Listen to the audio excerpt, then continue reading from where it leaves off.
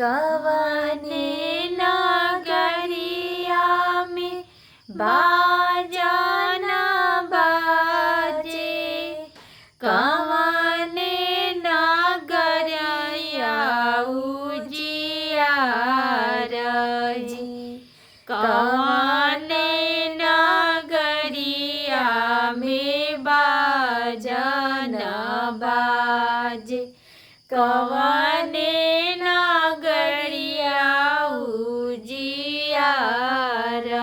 जी।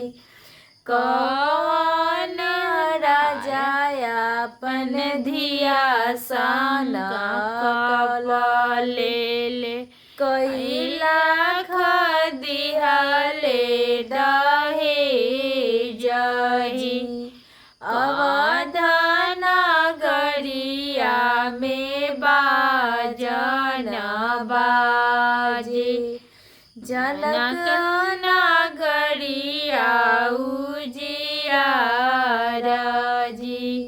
राजा जनक अपन धिया सन कपल ले, नवलख दिहले दहेज जी।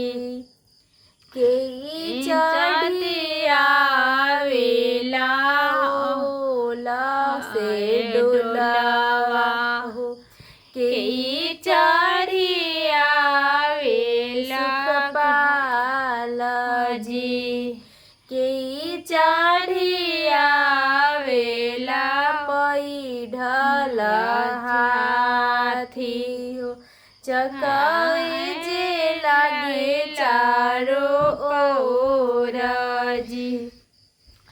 राम जी चढ़ियावे ओलावा से डोलावा, भरत चढ़ियावे सुखपाल जी। राजा दशरथ चढ़ी हथियाया वेले, चारू जी कोना उजियार जी। राजा दशरथ हाथी चढ़िया